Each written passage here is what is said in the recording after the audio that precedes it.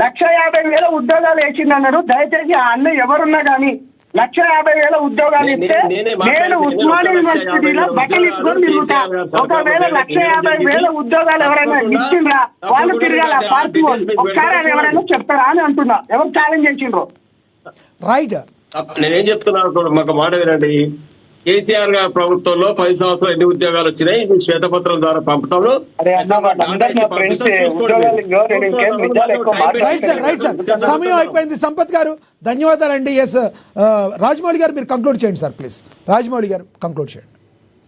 ఎట్లా ఉందంటే మంచిగా తెలంగాణను నేనైతే అని చెప్పేసి పొగిడించుకుంటూ మంచిగా ఫామ్ హౌస్లో వండుకున్నాయని హ్యాపీగా ఉన్నాడు. ఈయన మహేష్ గౌడ్ ఏమో ఒక నోరు దూరం కొట్టి పవన్ కళ్యాణ్ ఎందుకు వస్తున్నాడని ఆయన మంచిగా అనుకున్నాడు. ఇక్కడ కొట్టాడుకునేది పాపం పేరు కొట్టాడుకుంటున్నాడు.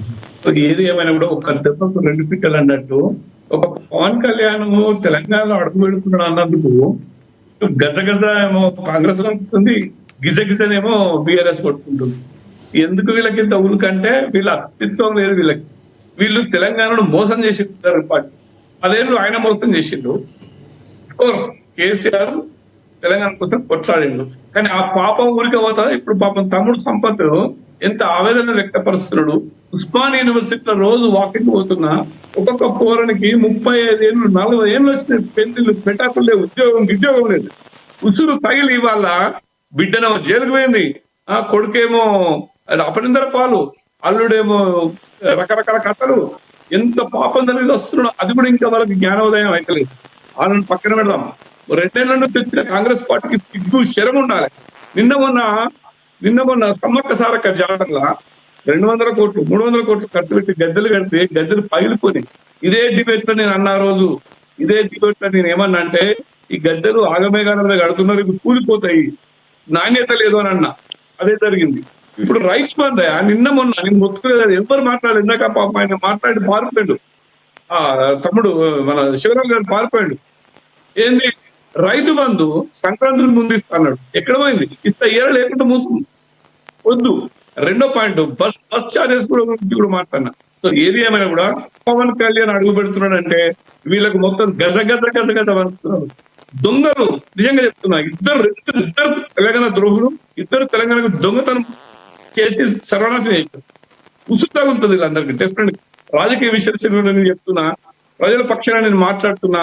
ఇవాళ తమ్ముడు ఉస్మానియా యూనివర్సిటీ ఎంత నరకం అనుభవించిండో ఆయన ఆవేదనలో అర్థమవుతుంది. మన రామ్మోహన్ అంటున్నాడు, నీ ఒక్కడికి రాకపోతే పక్కన కోసం సంతోషపడవు అంటున్నాడు.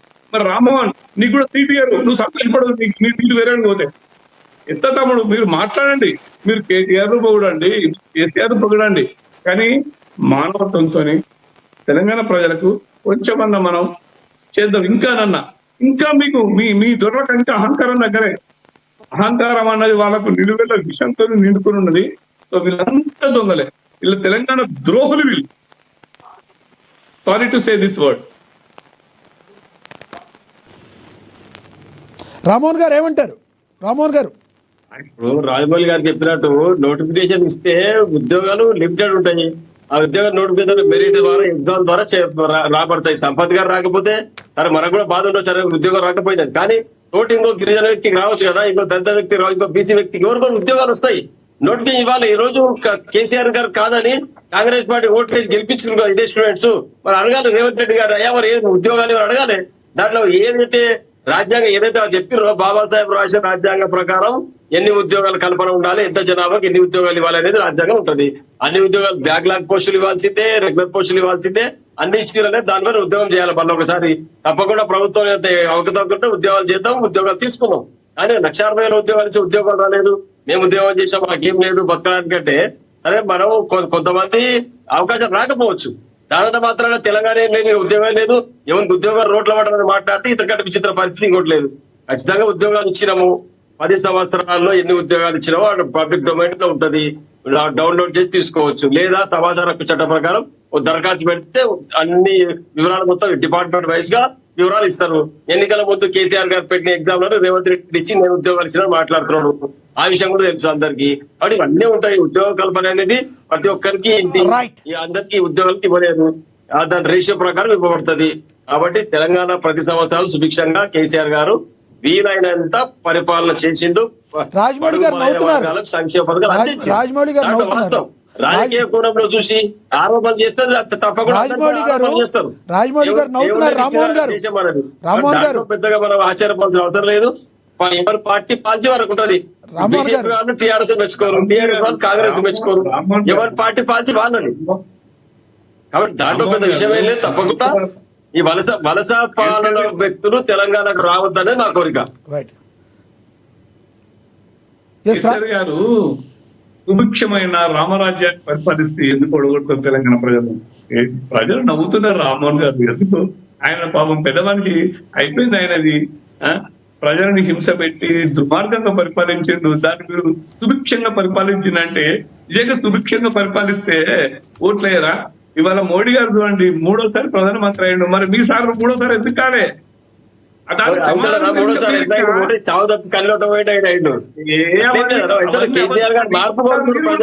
మీరు కూడా సౌదప్పి ఎందుకు కాలేదు?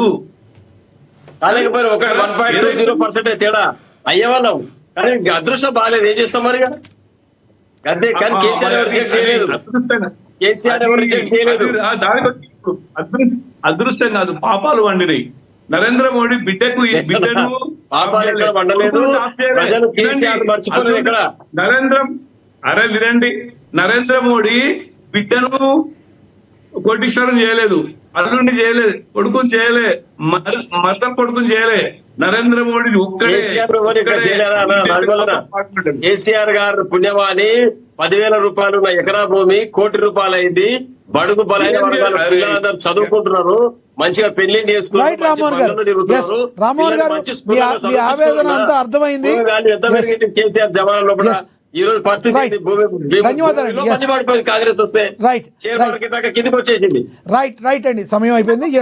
ధన్యవాదాలు రామ్మోహన్ గారు, మీ అభిప్రాయాన్ని తెలియజేసినందుకు ధన్యవాదాలండి. రాజమౌళి గారు, అదేవిధంగా ధన్యవాదాలండి డాక్టర్ శివకుమార్ లాల్ గారు, ధన్యవాదాలండి సంపత్ నాయక్ గారు, మీ యొక్క అభిప్రాయాన్ని తెలియజేసినందుకు.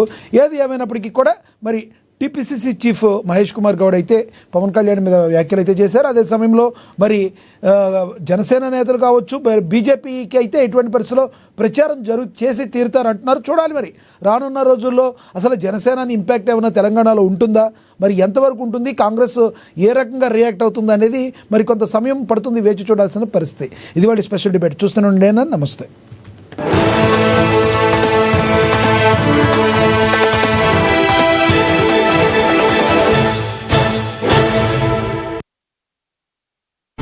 పత్రిక దమ్మున్న వార్తల వేదిక.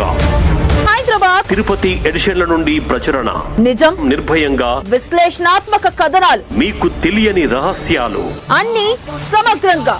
మహాపత్రిక. ఇది రంగు పూసుకున్న పత్రిక కాదు, రాజీ లేని పత్రిక. Young India, young paper. తెలతెల వారక ముందే తాజా వార్తలు. ఈ paper website, WhatsApp, YouTube, Twitter, Facebook, Instagram.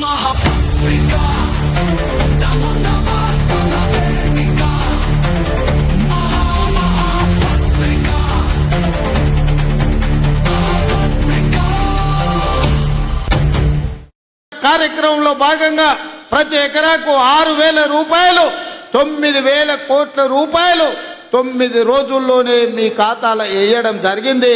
తొందరలోనే మళ్ళా 9,000 కోట్ల రూపాయలు రైతు భరోసా కార్యక్రమంలో భాగంగా మున్సిపల్ ఎన్నికలు ముగిసిన వెంటనే మీ ఖాతాలలో రైతు భరోసా నిధులు వేసే బాధ్యత రాష్ట్ర ప్రభుత్వం తీసుకుంటుంది. మొత్తానికి ఈ 2 ఏళ్లలో వ్యవసాయం కోసం, రైతుల కోసం దాదాపుగా 1,10,000 కోట్ల రూపాయలు దేశంలోనే అత్యధికంగా ఖర్చు పెట్టిన రాష్ట్రం తెలంగాణ రాష్ట్రం. రైతు సంక్షేమం కోసం ఈ రోజు పథకాలను అమలు చేస్తున్న రాష్ట్రం తెలంగాణ రాష్ట్రం. అదేవిధంగా మా ఆడబిడ్డలు ఉన్నారు, మీరు ఆలోచన చేయండి. ప్రభుత్వం వచ్చిన ఎంబడే ఆర్టీసీ బస్సుల్లో మీకు ఉచిత ప్రయాణం ఇచ్చిన మాట వాస్తవం కాదా? ఇవాళ మా అక్కల్ని అడుగుతున్నా, మీ అమ్మగారింటికి పోయినా, లేకపోతే అమ్మవారిని దర్శించుకోవాలన్నా, లేకపోతే మేళ్ల చెరువులో దర్శనానికి ఇవాళ తిరునాళ్ళు రాబోతున్నా 10